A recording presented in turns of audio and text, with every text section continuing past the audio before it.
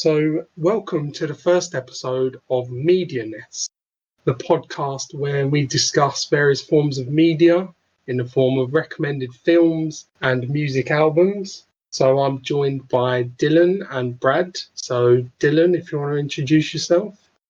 Hello, I'm Dillon. My music taste is very weird. I just listen to whatever I like. And movies, I like a movie that's so bad that it's good. Like, I like watching movies that make you cringe while watching it. Aren't we all? Brad, Brad, what about you, mate? I'm Brad. Gotta say, my music knowledge is definitely better than my film knowledge. As far as music goes, I've span across pretty much everything. I would go as far as not maybe technically classical opera, but I mean, pretty much everything outside of that range, I'd say I'm pretty good with. Film, do like a good film, but again, wouldn't say it's like a comfortable area for me, but that's why I'm here for the ride, Gotta learn and discuss and review new films. And I'd say, although I like music, I tend to stick to what I like and the same genres without venturing out too much. But when it comes to films, I suppose I'm the biggest filmy out of us three. I've seen the most films, and I'm probably that pretentious wanker who's recommending all of the weird, fucked up art films, as we'll probably see in this episode. My recommended film was this week, and I recommended the 2018 British horror film Possum, and Brad's recommendation this week was for the music album. Brad recommended Rival Sons' Feral Roots, and I suppose we're going to talk about the film first. So I suppose I'll do a little introduction on the film Possum. Give him a little synopsis. A little taster, yeah. Yeah, little taster. So I suppose first, rather than talking about the film, I want to talk about how I discovered this film and why I recommended it. So this film came out in 2018 and I was walking around HMV with my brother, and he's like a massive horror movie fan. He loves horror movies, and I saw this DVD cover that just come out, and on the cover is basically a bag with some spider legs coming out of it. And it looked fucked up, and I was like, that's a really interesting cover. The film was called Possum, and I was like, what the fuck? What does Possum mean? Read the back, and I found out the film was directed by Mathew Holness.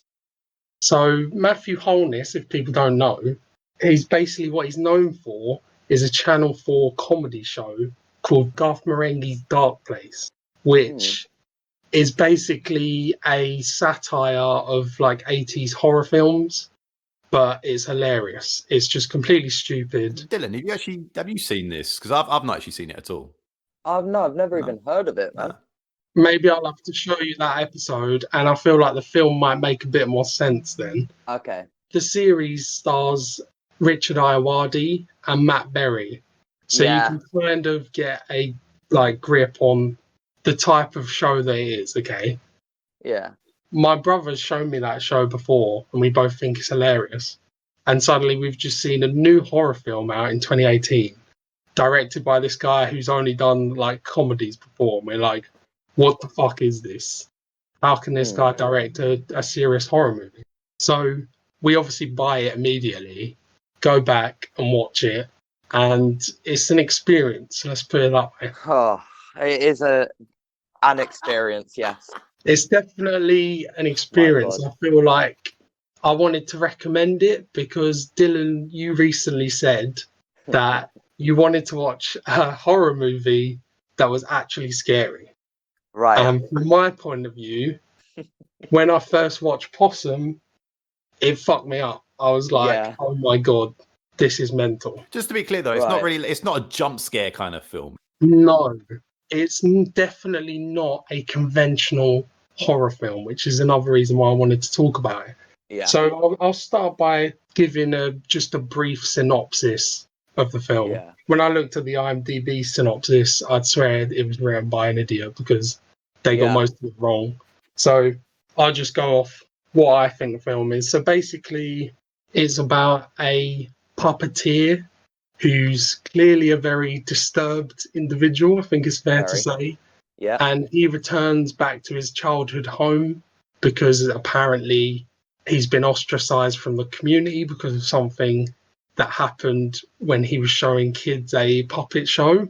And he returns home, and his uncle, who's living there, they spark up a conversation, and then the rest of the film is basically an exploration of madness, I would say. Yeah, it's kind of just like dissolving into just more and more madness. Like it just keeps getting weirder and weirder. But obviously, I'll say spoiler discussion from this point out Very big for the spoilers, 2018 film Possum, because I think there's a lot to discuss. Yeah. So I suppose before I give my opinion on the film, I want to hear from you, Dylan. Right. I've got so much to say. First of all, we are currently recording this at about 2 p.m. Mm-hmm. I'm extremely tired. Do you know why I'm so tired? Tell us. Because I couldn't sleep last night. I could not sleep. I was so uncomfortable. I watched this. We finished watching it at about 12 o'clock. Mm-hmm. And I've never felt so uncomfortable in my fucking life. Like, I was watching it with my roommate and my girlfriend. Not his two girlfriends. And no, not that.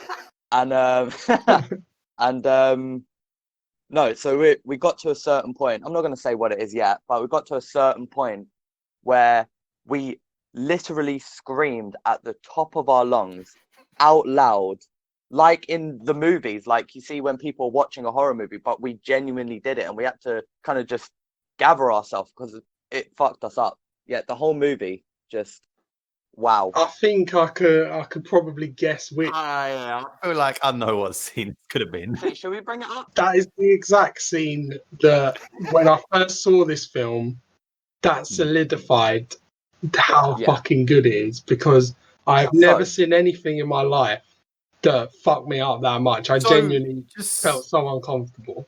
So can we just speak on the puppet for a minute?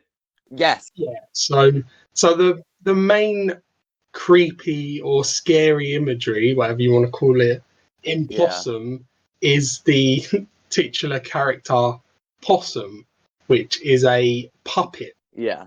Basically, Possum is a puppet where it has spider legs, giant spider legs. But like extremely realistic, like horrifically realistic. Yeah, it's not like a cartoon spider legs. It basically looks like they picked up a gigantic dead spider from the road and fashioned a mannequin mask, like a puppet mannequin face, and put it on a giant spider. Did anyone feel like the mask sort of looked similar to the main character? So, Brad, do you bring that up? That was actually a conscious decision from Mathew Holness. So, a little backstory on the puppet I was reading about is basically he wanted it to be as fucked up as possible. They were originally going to try and make it so it looked like it was made out of roadkill, which probably would have been much worse. But yeah, they made the 8 articulated legs, so they were all of the shots where it was moving was practical effect, which I think really added to the creepy factor. Saves on a budget film, I suppose, as well, doesn't it? So. Yeah, and obviously, I just think what that would have looked like if it was CGI effects, and it probably just would have looked terrible. No. And the mannequin they basically made based on the main character's face, yeah. Which I suppose, if we talk about the meaning of the films later, makes sense. Yes. But yeah, I want to go to Brad then, because me and Brad watched this. I watched it a second time after recommended it, and me and Brad watched it together. And so I was kind of gauging Brad's reaction. I feel like Brad's reaction is different to me and you, Dylan. Really? For me, I'm used to seeing weird stuff. I feel like horror films, like obviously when you grow up with our sort of generation of horror films, what can you think of as a big one, like Saw or something really gruesome, right? Mm. So in terms of gruesome films, this was not a gruesome film. Yeah, there was no gore in it at all, which makes it different from like the hardcore films of like Hostel or Saw, as you said. But the idea behind this film is like the conscious part of it. You gotta like sort of look into a mindset while you're watching your title character. Yeah. character. And for me, it moves quite slowly, the film, up until sort of the last quarter. So for me, it was like it was building on what it was, but like say once you get past the sort of look at the puppet, I feel like after that, for me, it wasn't really that scary. Right. See, I disagree. I think I completely disagree. As soon as you start seeing that puppet, every time I saw it, especially the first time watching, I was just like, I don't want to see this. Why is this happening? Honestly, like I was specifically, so if you watch the movie very carefully, in like some of the short flashy scenes, you can just see the puppet just in the background. Yeah. And like you can see its legs, and so you're constantly on edge watching it because you're trying to see, like you're trying almost not to find the puppet in the scene. Yeah. Do you know what I mean? It's fucking terrifying, man. One thing I also wanted to say about the film is that, as well as the puppet, obviously, we've already mentioned our main character is quite interesting in a way, but the look of our main character as well, the way he appears in the film, like sort of his actual appearance and demeanor, also gives you sort of a scary feel as well. Oh, 100%. Yeah, as soon as you see the main character, which is played by Sean Harris, he just looks so creepy, but also you feel sorry for him. Like the whole film, I was thinking, you can see the trauma on his face where you just know this guy's fucked up and something horrific has happened to him. And every time I see him looking at the possum or looking at whatever other creepy imagery is going on around him, it's basically like his performance is just written on his face of just like pure terror. Yeah, completely agree. Like the entire time you're watching throughout the movie, he like even like him as a character, he just gets like more pale. He gets darker red around the eyes. He starts sweating more. And like you're really just, you feel so sorry for him. You don't know why you feel sorry for him, but you just do. You know, I don't know what it was about his character. Like, yeah, he was just a good actor, really. I mean, the character itself, if that was played by someone else or it was written in a different way, you would feel no sympathy for them because there's scenes where it's basically implied that he's murdered things or he's murdered like a child in the local town, and you know he's done something bad from like a school which he got thrown out of, and he's carrying around this creepy leather bag the entire film. Yeah, the way he holds the bag as well. Yeah, it's like just the way he holds the bag is just interesting because I mean he's not holding the bag by his side; he's holding the bag out in front of him the entire time. But then when you know what's in the bag, that makes sense. You kind of understand why. He holds the bag like he's scared of what's in the bag, but he can't let go of it.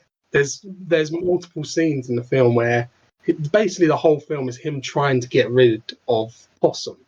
So he's going to different locations with this bag and he's fighting himself trying to get rid of it. And those scenes, you can just see the conflict on the actor's face. It's so impressive when you can just tell he's like, I have to do this, I have to get rid of it.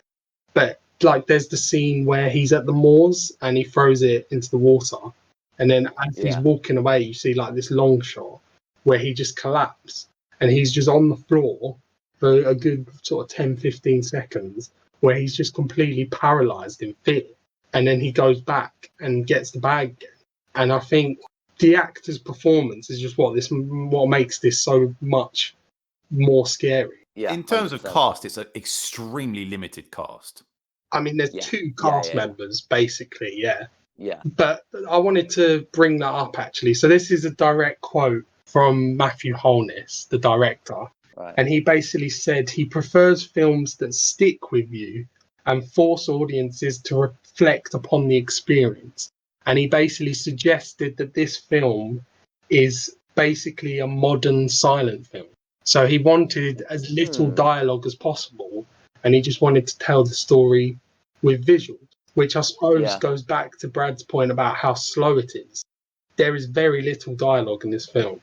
It's just long scenes of him staring at things, basically. A lot of scenes are just the actor's face close up, and you're just like, what is he seeing that's making him this scared?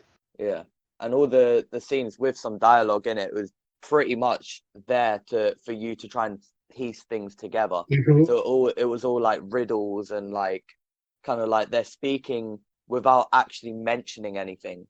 Yeah, So they're kind of bringing up like past things, and then you're kind of piecing things together, and then they're creating a picture. So for me, and the two people I watched it with, the entire movie, we were sitting there just like talking out loud, like, oh, maybe they said this because this happened. hmm And then like then the next scene would come up and be like, oh, this couldn't happen because this happened, and stuff like that.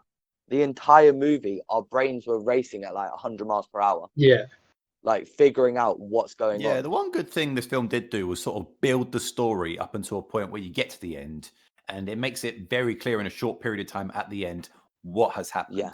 So everything you do here in that movie, the end scene does bring it all together, and it all clicks at the end. yeah. I want to ask a question to Brad and then also you, Dylan, but mainly Brad. Yeah. Was you frustrated during the first half of the film by how unclear it was, or did you enjoy the fact that you had to try and piece it together? In terms of films, I like a good psychological film.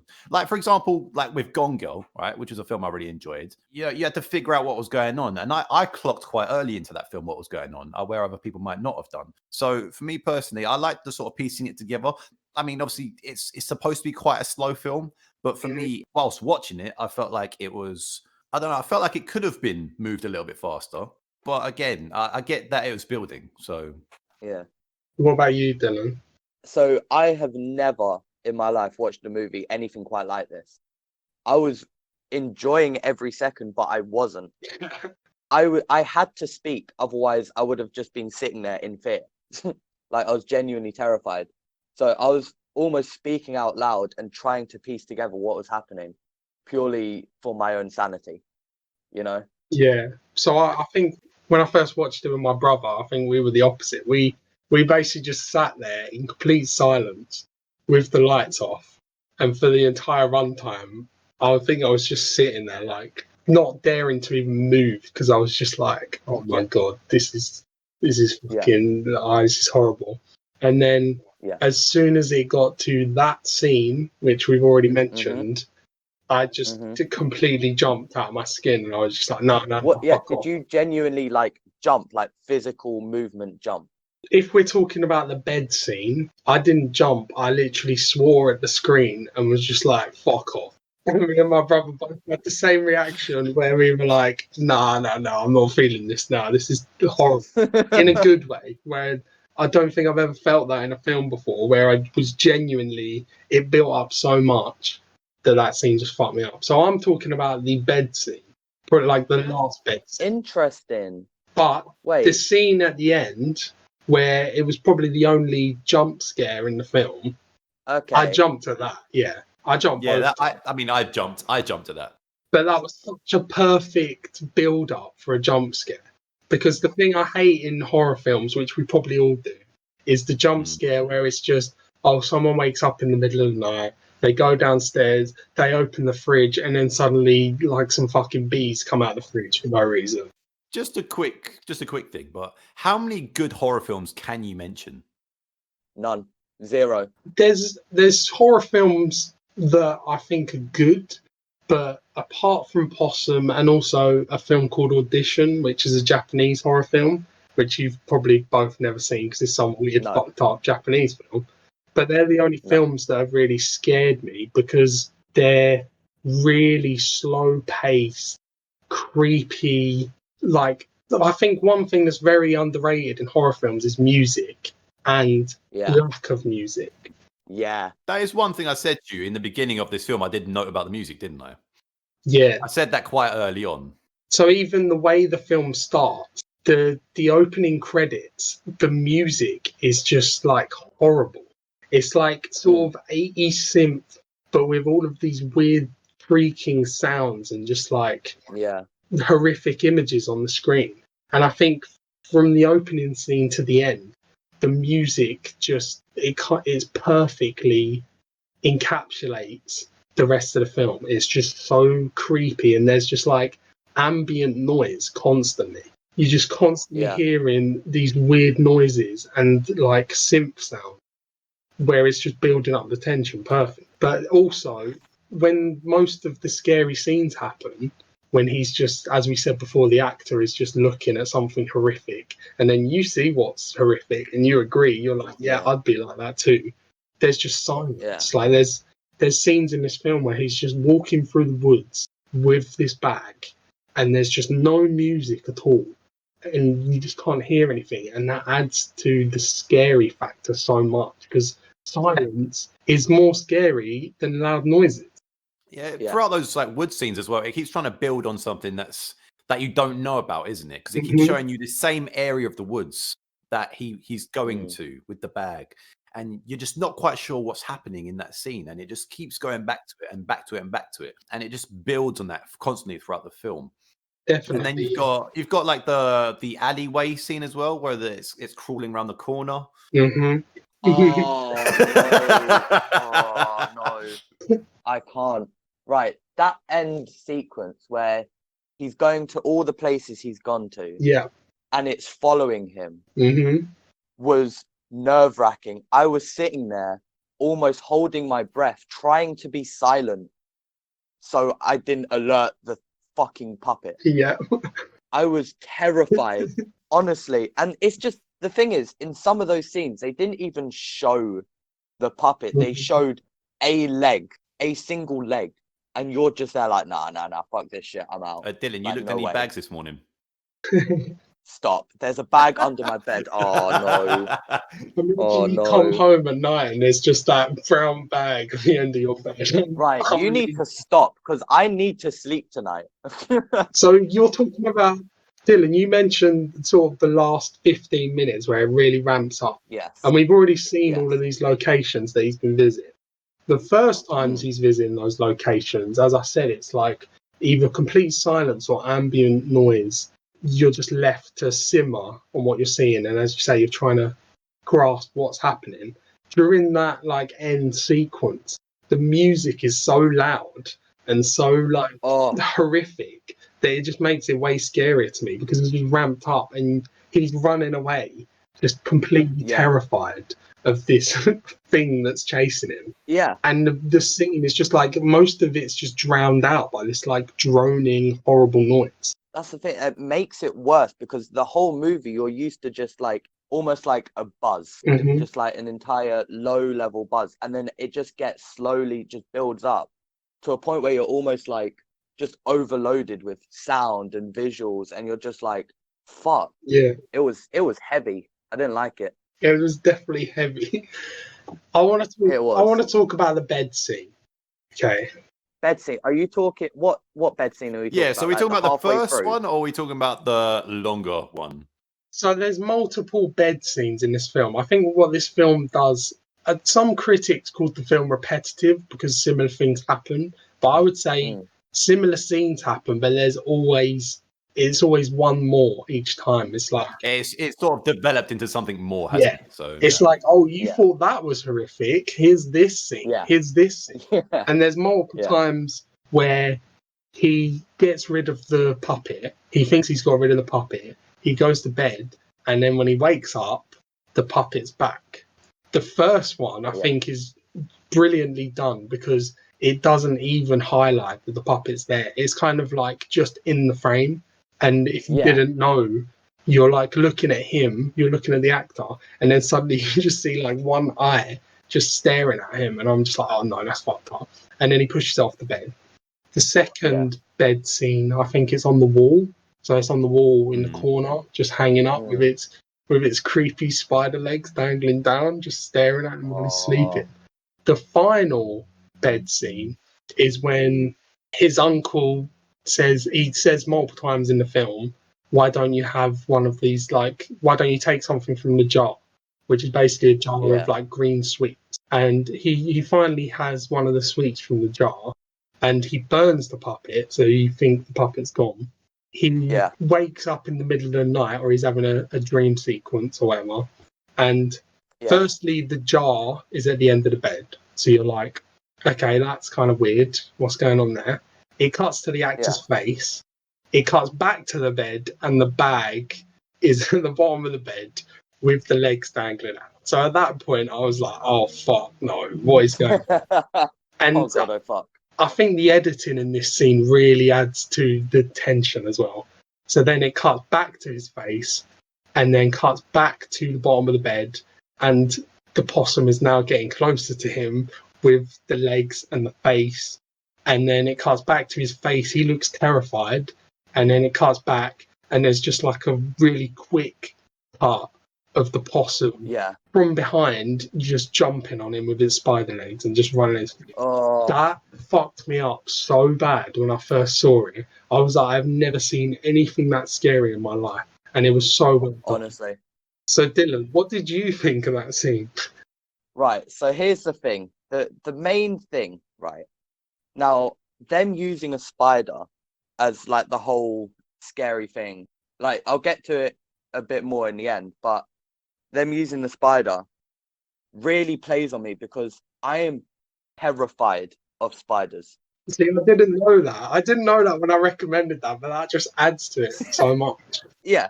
So I am deathly terrified of spiders. So this whole movie just fucked me up in every way. But those scenes were so, you're watching it. I was sat there, open mouth, terrified. I don't want to move. And I felt like I was in the guy's body. It's horrible. It's fucking terrible. The way they made the movie is almost like as if you're experiencing his fear. Mm-hmm. It's too real. It's too real. I don't like it. I mean, that goes back to the director's quote of like, he wants you to reflect on the experience. I don't think you'll ever forget this film, even if you don't like it. God, no. I'm sure there's a lot of people out there. I read a few IMDb user reviews, which is always funny for a film like this. It was basically either like 9s or 10s, which is like brilliant horror. I loved it. Yeah. It was creepy, blah blah blah, or it was just 1 out of 10. Worst film I've ever seen, most boring film I've ever seen. This film makes no sense and is boring. I'm just like, okay, you just clearly didn't understand it. That's the thing. Because there is a sincere message to this film. That's the point. Oh God, yeah. So, yeah. Should we talk about what the film's actually about then? Because I suppose we've talked about the themes and we've talked about Possum as this scary thing, but this is not a traditional horror film, as Brad said. It's not. It's more psychological than that. So I suppose, Brad, what was your take on what the film was really about? Well, I mean, do you want me to give away the whole plot at the end here, or do you want me to? We're already well into spoilers anyway. I mean, before we got to the end, I did say to Adam here, I said, I don't think the puppet is real. I think it's something in his head, and I said, I think he's just crazy, right? So I was partly correct here because the puppet is not real, because the puppet is actually part of his trauma. And trauma is from his childhood, which is made quite clear where he keeps going back to his old school. And also he's gone back to his childhood home. He's back in his childhood area. And he keeps looking at a photo of his parents. Basically, everywhere he visits, where he encounters the possum, is somewhere where he's experienced something traumatic. So obviously you had the fox down by the moors, which his like uncle brings up. He had the like railway barracks, where like all of the times he's trying to get rid of his trauma, which is the puppet, is somewhere where he's experienced that trauma. So again, so with the barracks, his uncle explains that he worked there, didn't he? So but I suppose, as you said, like the puppet possum, I suppose we want to talk about the end now. The ending basically reveals that he's been seeing this possum, and obviously he's been traumatized by his puppet. The possum is essentially an allegory for the trauma inflicted upon him by his uncle. Yeah, so the ending of the film is basically revealed that his uncle has been abusing him his whole life, or when he was a child, and that's why he's carrying around this trauma in a bag. He's literally carrying luggage of his trauma. And we keep seeing this door to a room that we don't go in until the end of the film. Multiple scenes is him about to enter the door, and then the uncle always turns up and says, "Going in?" And you're just like, what the fuck's on the other side of this door? I will mention is that throughout the film, that was not a signal point for me. The door never really bothered me that much. Really? Yeah. The door really fucking bothered me Mm. because I just wanted to know, because they brought up every scene that he was in the house and then he was leaving. Yeah. He'd always bring it up, even if the main character, didn't even look at the door, which was the last time. The guy still was like, "Oh, going in," and then laughs, starts doing his cackle. It was basically center of frame, like a lot of the scenes. While I was first watching it, because there was like so much weird stuff going on, I had no idea what was going to be on the other side of the door. And I think that was another thing that just sort of ramped up the tension, that you're sort of like 10 minutes to the end and he's finally built up the courage to open this door and he's standing there and he's like just about to open the door handle. I was just like shook, basically. I was like, oh, don't go in there, mate. Just leave. Another thing I will say is that I was surprised at how quickly they managed to wrap the film up, because it spent so long building, right? And then it managed to wrap it up so cleanly in such a quick period of time. Yeah. That's another thing I wanted to mention. This it. film is 85 minutes long. It's really short. It deals with so much within that. That's why I sort of disagree with people saying it's boring, because it's very short. And I feel like all of the build-up is justified by the end. Yeah, 100%. It doesn't build up and then there's a whole 1/3 of the movie where you're finding out what's happening. It builds up to a point where it just everything just happens. And then you don't need any more. You don't need it to drag on, because it just leaves you. So the end thing that happens, which should we talk about it? I think we should talk about the ending, because I have a couple of criticisms of the ending. Okay, so in the end, right? He's in the room, and that's where I'm guessing his parents burned. Yeah, so that was where there was a fire, and his parents burned, and for some reason his uncle kept their teeth. So weird. And their hair. He's got like a little shrine of them. Their teeth and stuff are on the floor in a jar. He goes in, he picks up, he looks at them, and then out of nowhere. Now this is what I was talking about with the jump scare. This jump scare. Bearing in mind, it's really well done because it's midday. There's light coming through the windows, and there's just a dark corner, but you don't realize it's a dark corner because you're just looking at this guy looking at you. That's the thing. Yeah. You don't, and then the granddad jumps out with a mask on. Granddad. No, the uncle. Sorry, the uncle jumps out and grabs him by the neck, and this is where all three of us just screamed, like at the top of our lungs. Screamed, and then he starts doing this trigger warning here. Starts doing this very very rapey stuff. So he starts like putting his fingers in the main character's mouth and starts like spanking him with a belt and shit. And this all happens in 5 minutes. The end of the movie happens in about 5 minutes, and it finishes. It's done, and then the movie stops, and it's the credits. So you're just left with just this information that you didn't want. So I suppose you mentioned with the fingers, this is where it becomes abundantly clear that the possum is representative of the uncle, because the uncle's a puppeteer, and the fingers basically represent the spider legs of the possum. The long spider legs, Yeah, because what you do see with his fingers, they are awfully long. Yeah. They are creepily long. That scene is just so uncomfortable. And as you said, that jump scare, as far as I'm concerned, that's the best jump scare in any film I've ever seen, because it's so earned. It's built up. Built up for the whole movie. You're like, what's on the other side of the door? He suddenly gets inside the door and you get like this information.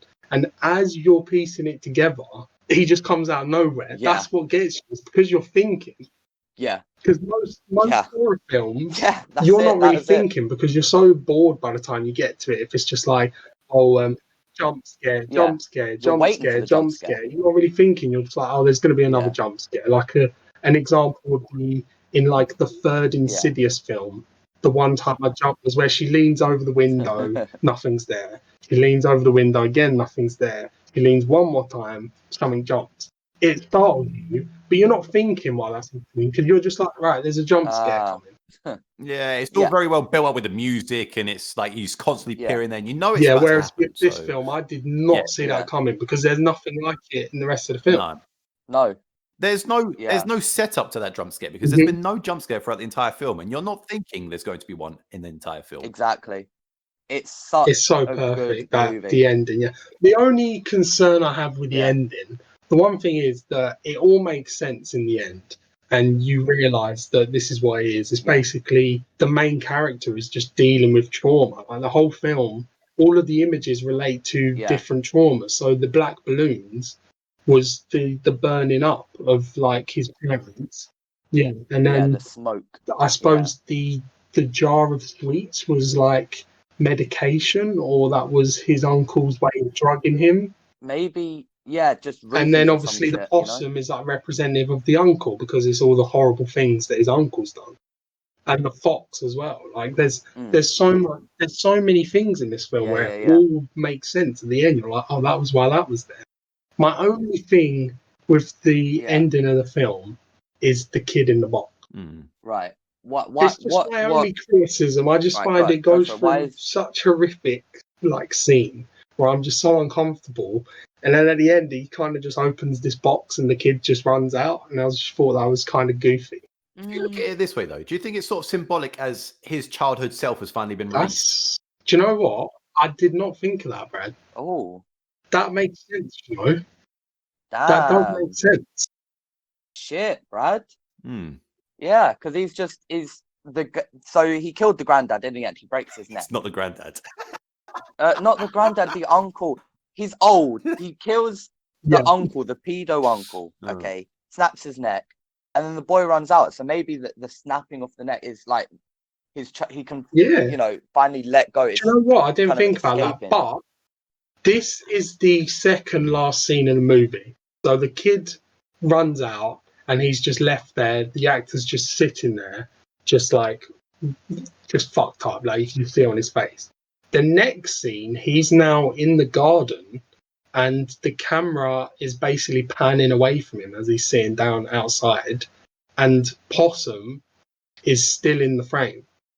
So even after he's killed his uncle, not the granddad, he's killed his uncle, and he's put an end to that trauma, he's never going to be rid of that trauma. He's never going to be rid of Possum. And I just think the way this film deals with that aspect and that aspect of mental health, it's so perfect because it's just like you don't know what this character would be going through, and this person is never going to be rid of that trauma. And that's why every time he tries to get rid of Possum, it always comes back. Yeah, because you just can't get rid of the trauma. There's no way of getting rid of what's already happened. Exactly, and that final scene is like a sort of blink if you miss it. A lot of people might not have even seen that Possum was back in that. So I didn't see. I didn't see that. I didn't know that. So that shows that, even though the kid he might have let free was him, sort of letting free his childhood, he's just still got that trauma. He's just still fucked up. Yeah. Damn, great movie. Right, yeah. So I think we've discussed pretty much everything we can. Yeah. So should we rate it? Yeah. So I want to start with you, Brad. What do you rate Possum out of 10, I suppose? Oh, so we're not going for the 5 rating you originally 5 wanted? or 10. I do letterbox ratings, so. So what? We'll go for out of 5. I'd give it a 4 out of 5. 4 out of 5. See, I was concerned when you was watching it that you were just bored. Like I say, the beginning of the film, I felt like it was like say, I get why at the end it's built up like that. But again, for me, I felt like there was definitely segments that didn't need to be there, or at least could have been put through a lot quicker. But again, you're building, so I understand why it's slow. So yeah, for me, I feel like it sums it up nicely at the end. But the beginning, sort of, you sort of need to sit through it to begin with. So yeah. Okay, that's fair enough. That's higher than I thought you would rate it, to be honest. I feel like 4 out of 5 is a fair rating. Okay, what about you, Dillon? Right, so I'm gonna give a little precursor to this. So as someone who doesn't like horror films, I've watched a fair amount of your popular horror films, and I've hated every single one of them. All of them, in my opinion, are bad. Mm-hmm. However, this film fucked me up on every level. I couldn't sleep. It was in my mind all night. And after the movie, I was just sat there thinking about it, thinking about what everything meant. It hurt me a little bit. I screamed. And for that reason, it's getting a 4.5. It is quite easily the best horror, thriller, psychological thing I've ever watched. And I don't think I'll ever watch it again, but I'm giving it a 4.5. Yeah, I will say once you've sort of caught what's happened in the film now, I suppose it wouldn't make it as easy to watch it a second time because you already know. Yeah, but I feel like you're always going to catch something new with this movie. But I'm just too scared to watch it at the moment. Too fragile.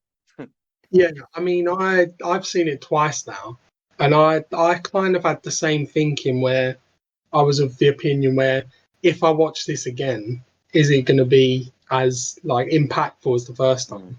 In my point of view, it completely holds up. I think it's potentially better the second time. It's not as scary, but as a film, there's so many little sort of subtle hints as to what's to come, and like what you mentioned with the boy at the end. Like I've seen it twice, and that's still like an aspect of the film I didn't think about. Yeah. So I love films that challenge you, that you can watch multiple times, and there's still new stuff coming up. And like this is the director's debut film. Damn. Made for probably nothing. I couldn't find any information on the budget. I know that it only made 33,000 in the box office. Yeah, it was basically only released in like a few cinemas. Yeah. So a lot of UK. This is a problem, I think, where I think the best horror films at the moment are coming out of the UK, and they just don't get any sort of reception or anything. Yeah. This film, as you said, that I think this film is the best horror film I've ever seen. Yeah. This is the scariest film I've ever seen. Easily.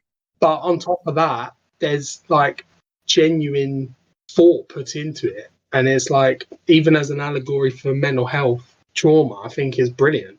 And it just doesn't get a wide release. I don't know what it is with sort of British horror films. Yeah. It annoys me when people say all horror films are terrible, all horror films are the same.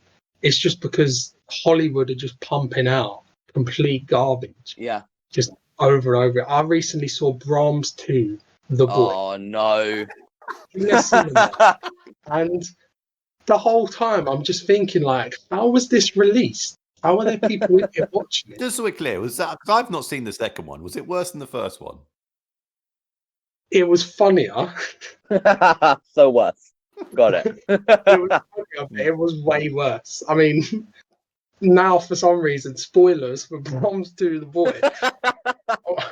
But now in the first film, the doll doesn't even move. It's just a doll, right? And it turns out there's a boy hiding in the walls. In this film, at the end, he turns into a demon and starts floating. What? And he gets his head smashed open with a croquet mallet. Right, it's hilarious. I would highly recommend Brahms 2, The Boy. But anyway, my point on this is that you're sitting in like a cinema with just absolute garbage on the screen, this horror movie. And I'm just thinking, like, how can Possum only be getting like £33,000 without a wide release? I don't know how many people have seen this film, but it's not very well known at all. Like, and this sort of horror should just be pushed so much more. Yeah, I've got a friend, shout out Callum. He's like the go-to horror guy. He's watched everything. Like, but I told him to have you, I asked him, have you watched this? And he hadn't even heard of it. And this is from a guy who watches every horror film that comes out. It's so disappointing though, because it's such a good film. I just think it should be recognised more. And that's partly why I wanted to recommend it, because it was just like you said, you don't like horror movies, you've never seen a scary film. I'm like, bro, Possum. Yeah, exactly. Watch this film, it's gonna fuck you up. And you'll never forget. I could think of films released recently that I just completely forgot existed. Like, there's about 200 Insidious films. They're awful. But no, my life is split into before and after I've watched this movie. Like, I'm never going to be the same person again. Pre-Possum, post-Possum. Yeah. So yeah, my rating for this film, I think it's not perfect. Of course. I'm not giving it 5 stars, but 4.5 definitely, because it's just so good. And all I want from a horror film is that it makes sense. It's like well made, and it scares me. If something scares me, then that's already done its job, because no other horror films really do. So I just think it's brilliant. 4.5 stars. Okay. Good shit. Cool stuff. Good shit. So that is the film recommendation. So Brad, if you want to move on to your music recommendation. All right. Now we're talking. So now the album and band I suggested, the band is called Rival Sons. Previous to this, neither of you had heard of Rival Sons, correct? No, never. No. Never. Okay. The album is called Feral Roots. It was their 6th studio album, released at the start of 2019. Fairly well received within sort of the what would you call it, the bluesy rock industry. It's rock and roll kind of music. I'd say there's some elements of country in there as well. Yeah. But yeah, it was fairly well received within by critics. Got in a couple of top 10 album charts around Europe, although strangely, being an American band, they only reached 139 in America. Damn. But no, the highest reach positions it got for album charts was in Sweden, Norway, and Scotland. So, interesting. Okay then. And it reached number 4 in those positions. So, first of all, I'd just like to ask you guys, what was your sort of first impressions, and also what did you expect out of it? So, pre-listening, I looked at the album and listened to what it's called, what the name of the band was. I thought it was going to be some sort of rock music, obviously, but I did not expect it to sound like how it does. Right. I don't know what I expected, but it was nothing like what it was. Right, can I say what I expected? Go on. Right, so knowing Brad's music taste and knowing he likes sort of like metal and more heavy stuff, I saw Rival Sons, Feral Roots. I was like, right. I saw the album cover, which is it meant to be a dead dog, or is it like a demon dog? No, it's sort of, because feral is sort of wild, isn't right. it? Yeah, so it's like a wild dog. And then I saw on Spotify, they have like the little pictures at the top of like band members. I saw the band members and I was like, oh no. They look like the most stereotypical like metalhead or like rockers ever. Like, oh mate, we're gonna riff and and I was like dreading it. And then I started it, and I suppose it wasn't really what I expected, actually. Yeah, I was taken aback. Yeah, because so I just wanted to sort of reach on. So when I first suggested this, my expectations from the two of you is I expected Dillon to fairly enjoy the album. And with Adam, I expected 1 or 2 reactions out of you for this. I either expected you to enjoy it because I found there's some sort of similarities of Black Keys in there, which is someone you like, or I would have found you would have hated it because it felt like it was ripping off Led Zeppelin. Led Zeppelin. Led Zeppelin. I felt like you would have disliked it because it was ripping off Led Zeppelin. We'll leave that in. So yeah, basically, I'd just like to know, sort of, once you reached into the album a little bit, how did you react to it? I would describe this album as a pleasant surprise, actually. Oh, really? I was quite surprised. So, as I said, I was expecting like just some douchebag rock, like just this typical like, oh yeah, we're hardcore, bro. We only listen to Led Zeppelin. We only listen to Metallica, like that sort of thing. Yeah.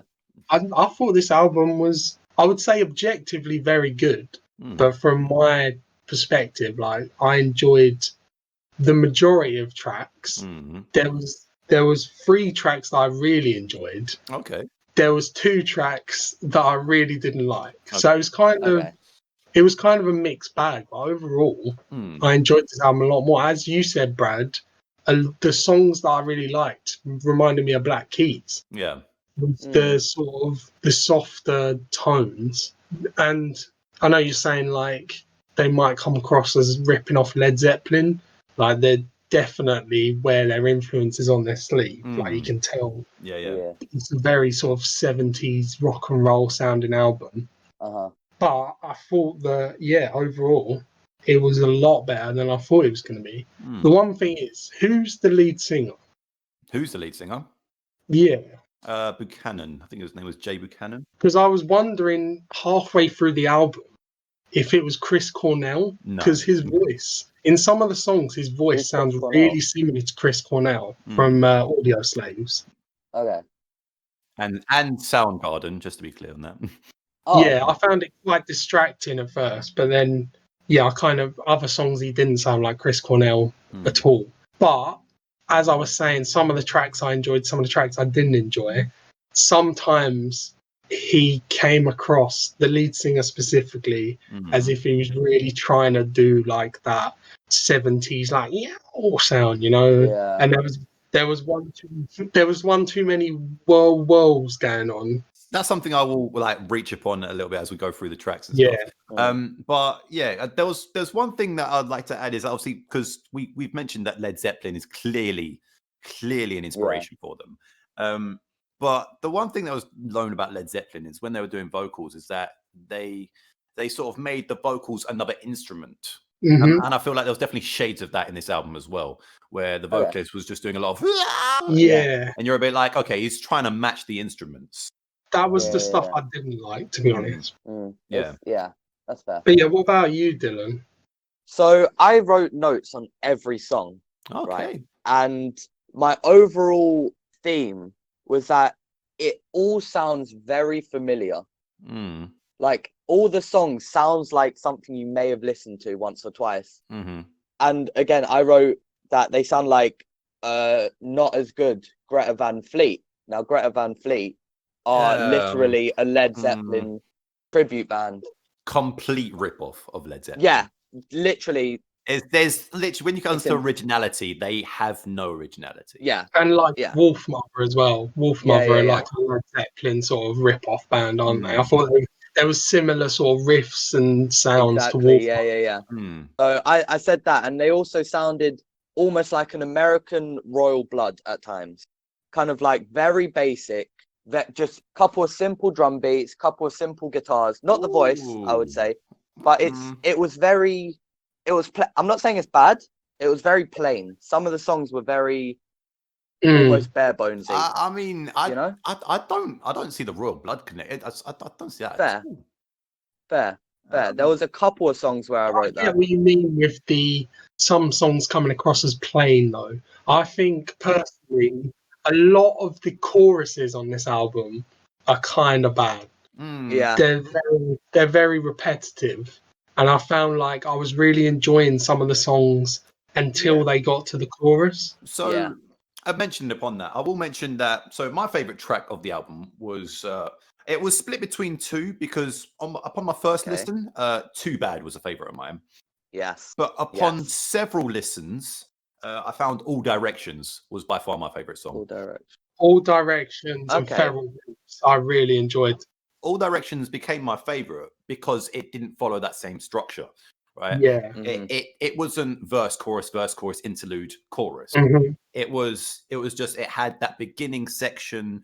It was really clean and really nice. I'd say it had some flutes to begin with, which was a different take on the album because there wasn't any flutes anywhere else on this album. The track built really nicely, and it felt finally like they weren't trying to rip something off in this track as well. Yeah. Definitely. And then again, so that there was no chorus in this track. It just did about 2 minutes of vocals, and then it finished out mainly with the instruments. And it was really good instrumentation throughout the entire way as well. Beautiful. So yeah, for me, that was a standout track on the album. I 100% agree. I think that song was where the bridge of that song where he mentioned All Directions in the lyrics. Yeah. Can't remember exactly what he said. But I think that bridge was actually like his best sort of vocal performance where he was a bit more high pitched and he wasn't trying to sound too rocky. Yeah. The songs where he was trying to sort of put on this performance where it's like, look how much I sound like these other guys, or look how much I rock out. I didn't like as much. Whereas definitely that song and Feral Roots as well, they were like way more stripped back and like more folky sounding, I think you can say. I said indie sounding. With the Feral Roots song, I said it feels very different to the rest of the songs on the album, but not in a bad way. And Yeah. Because obviously the vocalist, he doesn't use a lot of his lower register throughout these tracks. It's very like sort of, I wouldn't say high pitched, but it's very rock and roll style vocals, like a Led Zeppelin style. But in Feral Roots, I think it just shows a bit of originality. And it just shows he doesn't need to like be like say shouting his lyrics the entire time. He can just sort of sing. Obviously the chorus, like I said, the one thing I will pick about this song is the chorus. Again, he just goes into that mode a little bit, but he can float in and out of it quite well. A lot of the album was very simple choruses where he was kind of just sort of repeating the same couple of phrases. So I think like in Feral Roots, he was just sort of saying some words, Feral Roots, saying some words, Feral Roots, and then sort of move on. And then the verses always seem really complex with like him singing and different drum patterns and different riffs going on and stuff. And then it always seemed to get to the chorus and it kind of sounded like he was listening to a different song. Yeah, I feel that. I understand what you mean there. It didn't distract from the majority of the songs. Yeah. But as I said, when we get onto the bad songs, I think maybe I'll have some more to say. Like I said, did anyone pick up on sort of like in the start of Feral Roots, he sort of sings to the guitar. It's like do do do do do. And then later on towards the end of the song, instead of singing it, he takes over the guitar part with his voice and he does a do do do do do. I thought that was a nice little touch in that song. I think that's just why I like Feral Roots and All Directions like so much, because I added them to like my other playlist because I was like, I want to listen to these again because they were not just simple structure. A lot of rock songs are just kind of like we do the riff now, then we sing a bit. Let's do it. That was like every sort of 30 seconds of the song, it was like changing into something different, and I really appreciated that actually. So yeah, those two songs are definitely stand out. Okay, so I'll do a little run through the tracks, seeing as we've mentioned sort of the best ones we found so far. Yeah. And we'll try and pick apart the sort of song as we go. So the first track, Do Your Worst, it was the first track released of the album, and it's also the highest streamed song as well. So what are our opinions on Do Your Worst? So I said it's, again, so it sounds very familiar, but it's a nice happy medium of old rock with a bit of new indie. That's what I wrote. That's what I felt. So it was like a nice blend, you know? I think that was the perfect start to the album, to be honest, because as I said, I was dreading the worst. But that was one of the songs I did like. And it was kind of like, as you said, it was a balance. It wasn't too like heavy, wasn't too like slow. I think that song was good, to be fair. Even though it's their sort of most streamed and most well-known song, for me, it's definitely not one of their best songs. No. Like I said, I know what you mean by it sounds like you've heard it before, because I feel like I've heard it in like a car commercial or something. Do you know what I mean? That's exactly what I was thinking. What it is? I thought it was like a Toyota advert. Yeah, exactly. It feels like you've heard it when you've seen a car driving past, and it's sort of like, oh my baby. Yeah. But that's sort of where I was at with that song. Again, I like the bluesy intro. The chorus is quite catchy to an extent. Yeah. But I mean, it was a decent intro. Yeah, I'd say. But like I say, there's definitely better songs on the album. So moving on to Sugar on the Bone. Now, for me personally, so I liked the drums. Okay, so the drums come in very well. I like the use of cowbell as well. Yeah. But yeah, this is a song where it's very ooh ooh ooh sort of sounding. So Yeah. this I imagine was not a big hit with you guys. No. This was my third least favourite song on the album. Yeah. I just think it was so like, I don't know, like the chorus was just like women in the background going woo woo, and then him doing his like Led Zeppelin-y Chris Cornell sounding vocals, especially like on the bridge leading up to the chorus. I didn't like the lyrics. The lyrics sounded like I was imagining, where it was like some sort of douchebaggy rock lyrics.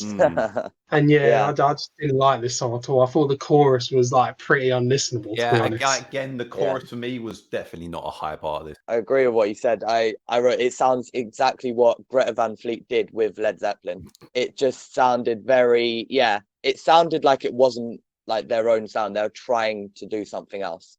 You know what I mean? Yeah. Like I said, again, for me, this was, personally, I'd say probably the second to worst song on the album for me. That's fair. Yeah, because there is, I will say I do like the majority of this album, but there is one song on this album, I think it's just, we'll get to it in a minute. We'll get. Yeah, let's see if we have the same song. So Back in the Woods, track number 3. I really enjoyed this song. I felt like the riffing was really good. It's, again, very, very Zeppelin in style.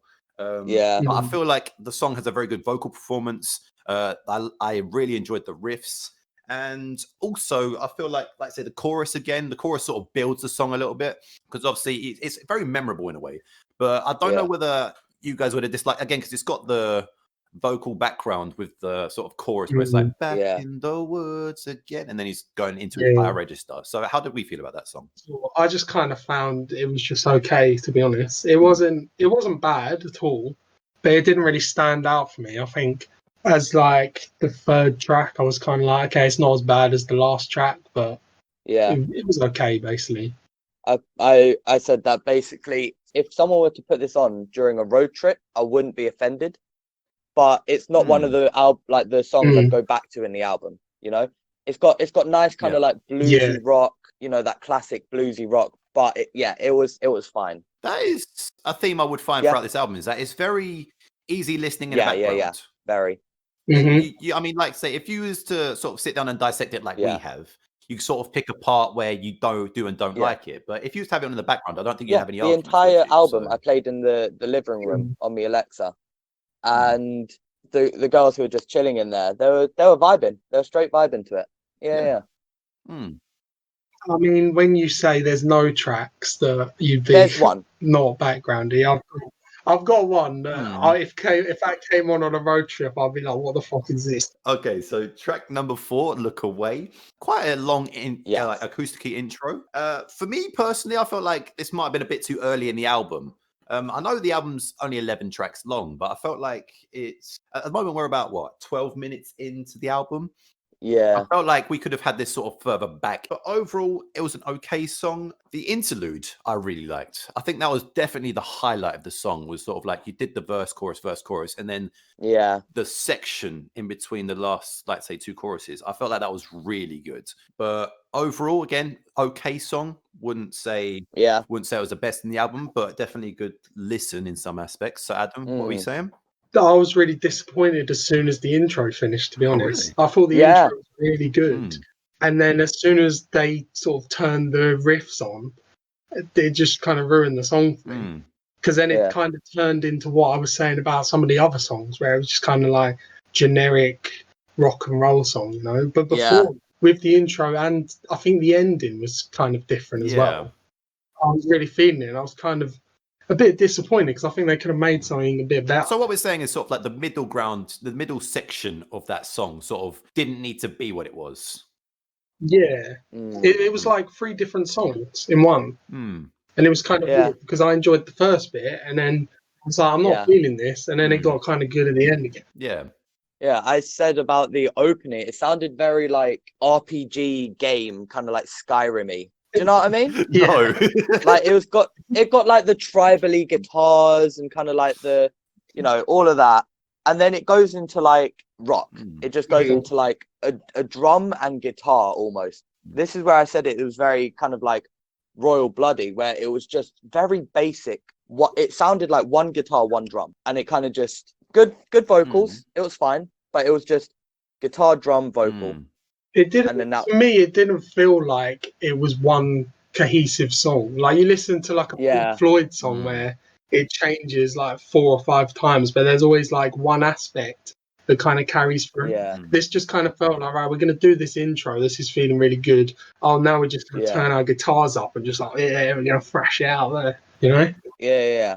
Agreed. Because I was really vibing the first part of that song. Okay, so we've spoken about Feral Roots, which is track number 5. Dylan, do you have anything more to add to that? Because me and Adam had quite a bit to say about it, but... No, I just said kind of sounds like stereotypical indie bands of the last 10 years, that song. I'm not sure I wouldn't agree with you there, but I mean... That's fair. That song was very Black Keys. See, I've never listened to Black Keys. I have no idea who that is. Well, I thought Do Your Worst, obviously the first track, was the most Black Keys out of all of it. I'd say I disagree.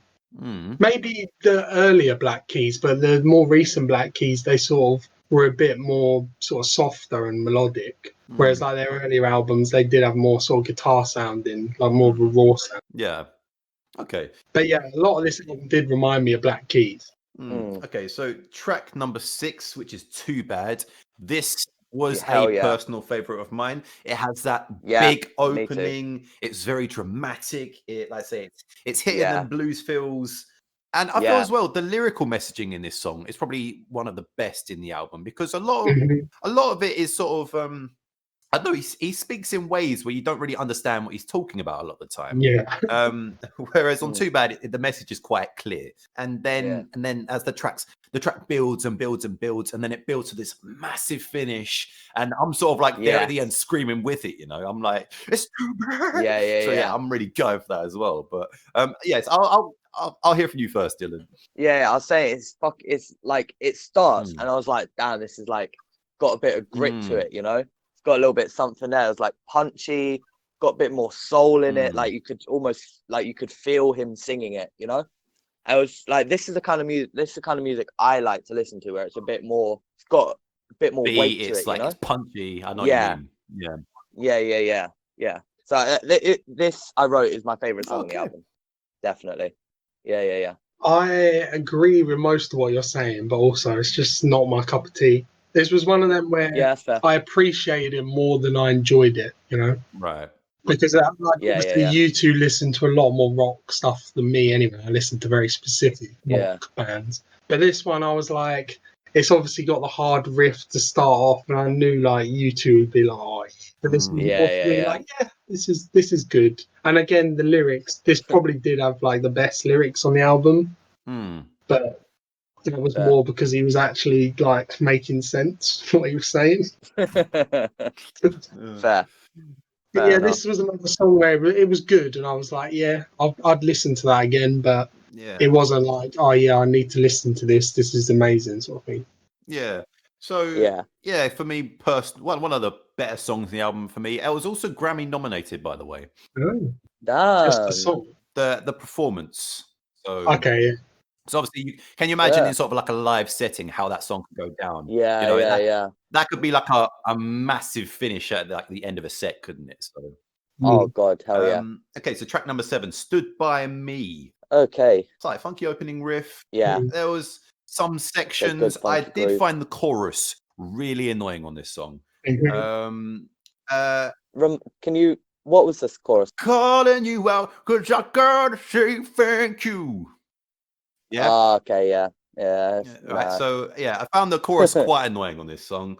And again, it's another ooh section of the Yeah. chorus as well. So Yeah. again, it's very repetitive and quite annoying. So personally, again, not a favorite of mine on the album.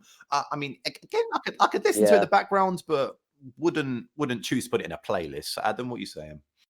Yeah, when I first listened to the album, I put this on my worst track list. And then when I listened to it second time, it kind of grew on me a bit, but it's just like chorus. It's just the same problem with a few tracks where it's just kind of like so one note, and they seem to put loads of effort into like the riff. Like I quite like the riff, like the more bluesy sort of funky. Yeah, like I say, it's a very funky riff. Like that's a good aspect of it. Yeah. But then the chorus just seems like a different song again. I'm just like, it's not a good song, I'd say. I think it's listenable. Yeah. But it's not that great.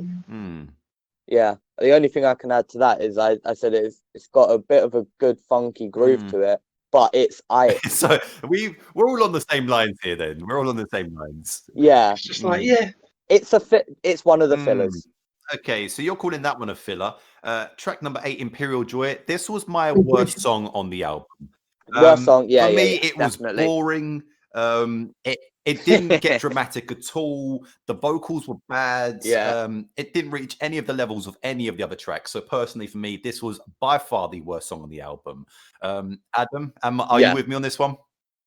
I was kind of hoping that you two would be like, "Oh, mate, this song is amazing," and then I could be like, no, this song was just straight up bad. I wrote down some notes. Basically, I ran out of space, but I just put in brackets the chorus, his voice, the lyrics, and whirls, because it was just so many whoa, and his lyrics were like genuinely bad on this song. Yeah. But I don't know what he was talking about the whole time. It was like, I can't remember any of the lyrics, but they was just really what I was talking about it being like me worrying it was just cringy, trying to be cool rock. I think this song, if the whole album was like this song, I just wouldn't have listened to it. I'd have just turned it off, I think, because I thought this song was so annoying. Yeah. I literally, same thing, except that I said, I've got nothing to say on it. It's nothing special. Filler. There's nothing about that song that just screams, I'm good music. You know? I think it's worse than filler though, because it's just this almost ruined the album for me until the songs after this started getting better. Yeah. I was kind of feeling the album, and I was like, okay, this ain't as bad as I thought. When this song came on, I was like, oh no. Did you start punching the drywall? Yeah, I turned on my Marshall Mathers LP and started punching drywall with my monster can. Yeah. Okay, yeah. So we're all agreed that was the worst song on the album. Yeah, Dillon, you agreed on that as well? Yeah. Okay. Absolutely. Right, so that's quite clear. We've made that. So track number 9 was All Directions. We've already made that clear. So for me, personal favorite. Yeah. Adam, personal favorite. Dillon, you've already said Too Bad's personal favorite, but where are you ranking this one? This is like, mate, I didn't rank any of this much, but I'd say this is probably second or third, maybe. Okay. It's a good song. I love the ending. The ending just gets it's just the fact that it's because the one thing I also found about this album is that there was a lot of there's solos, but I mean, me being like in that sort of traditional like rock and roll background, solos were a lot longer back then, right? Now they sort of incorporate them into a sort of like a shorter version of a song, because a classic rock and roll song, if you take like a Led Zeppelin song, can be 5-6 minutes.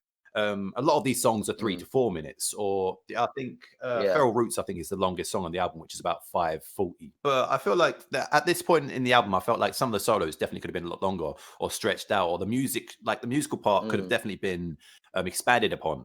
I feel like All Directions finally managed that. I feel like they finally got a good balance with the vocals. They finally got a good balance with like the musicians.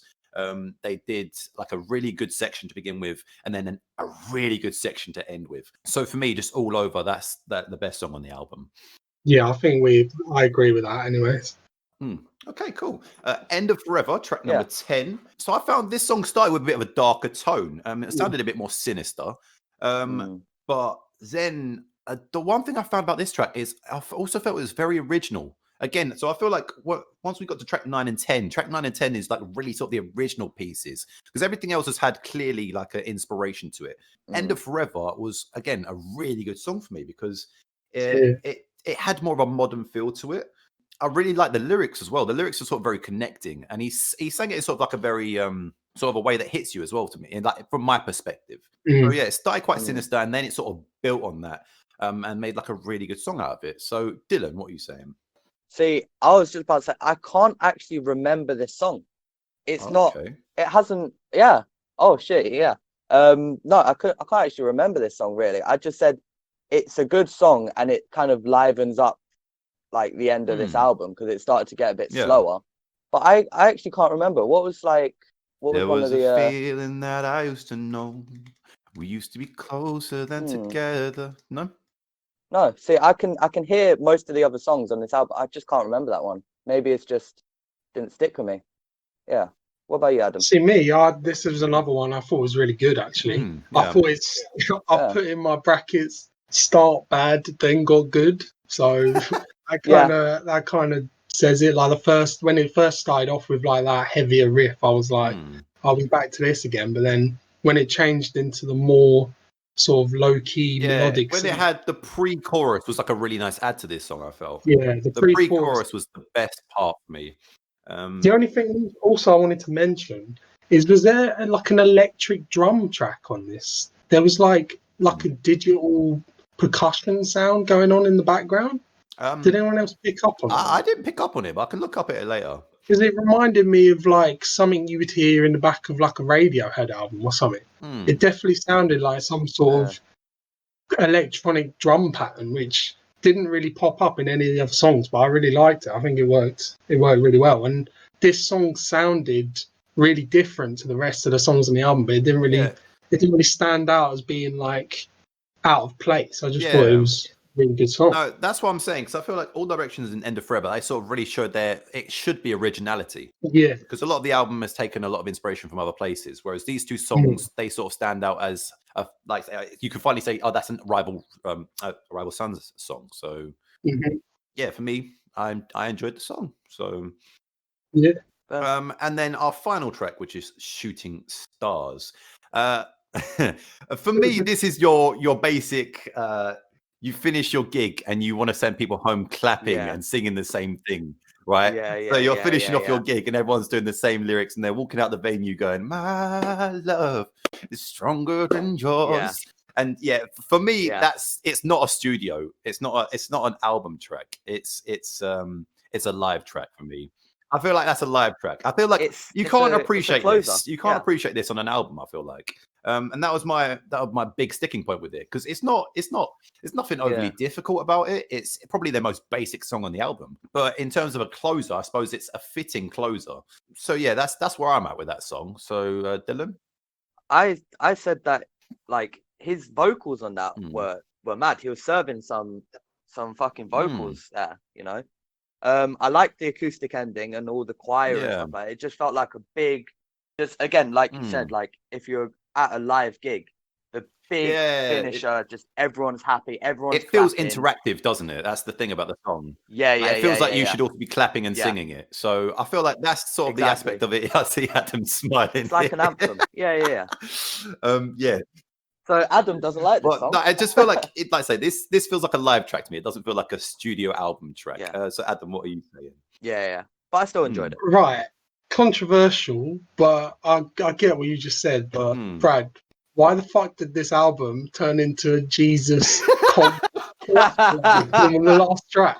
Like, I'm sorry, but up until this point, it was just like a solid, decent rock album where I was like, yeah, I can appreciate that. And then suddenly we've got a choir and he's like singing about dancing is more powerful than your marching and stuff. The lyrics I found really cringy on this song. He was saying my dancing's better than yours, wasn't he? So and I was like, what? This song did not belong on this album. I know you said it was like an apt closer, and I get that they might play this live and all of the Christians come in and start clapping along or something. But why is this on a rock album? Fuck's sake. Well, it's sort of like a country feel to it, doesn't it? That's And then I was kind of thinking back on it. This song made me question the rest of the album when I listened to it second time.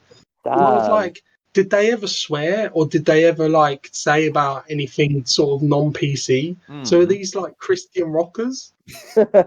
Who knows? They might be. If that's the feeling you got from it, then you take that. But I just feel like this song was just so weird being on this album. It was just like so out of place. No, because it just feels like a show closer, doesn't it? I feel like you could not put this song anywhere else on the album. Yeah, I know, but like if you started off with this song and then the next song started, you'd be like, "What the fuck is this?" So why put it on the album? Anyway? Yeah, I feel like the placement of this song is everything because you couldn't put it anywhere else in the track listing. Yeah, it's their most cut back song. It's their most basic song. The lyrics are very not repetitive, but it's the same feel throughout. The lyrics were cringy as fuck. Come on, let's be honest. You could call it cringy, but again, like say when you're all singing it together at a gig, it's easy to remember, isn't it? So. Yeah, I suppose. Yeah. And then, Brad, I've said this to you before. I like songs where people are talking about getting shot and stealing coke and stuff. So when it comes to uplifting choir rock music, that's not my sort of thing. I'm just like, It's fair. It's fair. Look, right.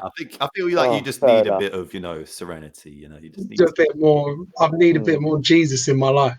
Yeah. But it didn't ruin the album. Okay, so overall, for me, I enjoyed the album. I will say that, like I said, there's a couple tracks in there that I wasn't feeling as much. But overall, I've got a good feel about it because there's a lot of tracks in there I would take away and put in a playlist. And I would really enjoy it. But yeah, for me, just a couple tracks, like say Sugar on the Bone, Imperial Joy, bad tracks. Yeah. But everything else, like I say, I could put on in the background quite nicely, and some tracks I'd be screaming away to. So, yeah. So, summarize, Adam. In summary, I do think the album was good. Like I was pleasantly surprised, as I said, because those 3 or 4 tracks that came on, I wasn't expecting to like that much. So like All Directions, Feral Roots, End of Forever, I'll add to like my sort of calm rock playlist to add with all of my Radiohead shit, and I can listen to them tracks again. But listening to the album again as a whole, I think there's just sort of too many tracks that I'm going to be skipping.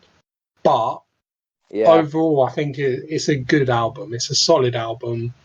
I didn't hate it, apart from Imperial Joy. I just wanted to skip desperately. But yeah, most of the album was good. Like, I think I'm glad you recommended this album because I did get something from it. Yeah. Give me a ranking, mate. I'll give it a 6 out of 10. 6 out of 10. Solid album. If the whole album was those tracks that I like, it would be a lot higher and I'd really enjoy it. If it was the tracks that I hated, then I would hate it. So it's kind of in the middle. Of course. Solid 6 out of 10, you know. Okay. Fair enough. And Dylan, to summarise? Yeah, for me personally, I thoroughly enjoyed it. Some of the songs didn't hit, and the ones that didn't hit really didn't hit for me. Like, I was almost like losing interest listening to the songs. But overall, good album, well put together. I enjoyed it. Good vibes all round. 7 out of 10. Yeah, like I said, for me, good album overall. Definitely listen to it again. I'd say I would try not to skip any tracks, but again, there's a couple in there that I preferably not listen to. So yeah, so for me, again, 7 out of 10 is a fair rating. So 7 out of 10 for me. Yeah. So pretty much in agreement, and considering this isn't usually my sort of bag when it comes to music. Again, I felt like this could have gone either way for you, but I'm glad you got something out of it. So yeah, but apart from Imperial Joy, I'll never listen to that again. Right, so that is our film and our album discussion done. So Dylan, did you want to end with a question? You got a question for us? Right. I've got a really random question. Right. If you were stuck on an island, okay, you had a Blu-ray player and a TV, okay? Yeah, and electricity. Yeah, like Yeah. What is the one film you'd take with you? Ooh. Or maybe 3. So it doesn't have to be a favorite, but just something that would entertain you, maybe, for an extended period of time. Something with maybe a lot of rewatchability. I'll give you mine first. Mine is 100% without a doubt Samurai Cop. Because you can watch that.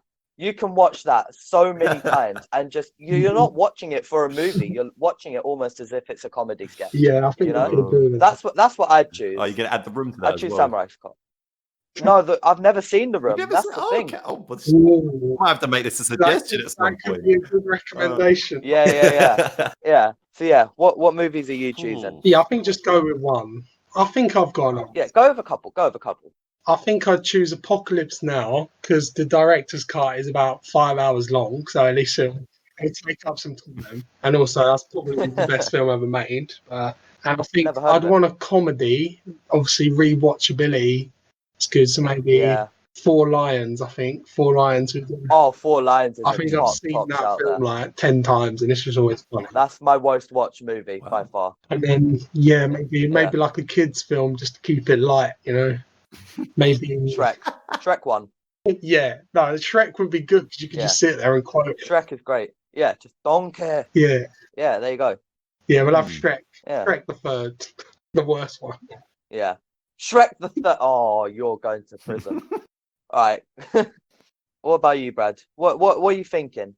Obviously, not being a massive film buff for me, it's Yeah, Brad's only seen 3 films, so he's only got 3 to choose. Not true, but not true. I don't know. I'd probably go something Scorsese, maybe. Yeah, or fair. Yeah, maybe something that's just going to maybe something like Shutter Island, or I don't know, something in that realm. So Shutter Island is quality. So yeah, I'd take Shutter Island. Yeah. Just because I'm stuck on an island with a Blu-ray player, it feels like it's real.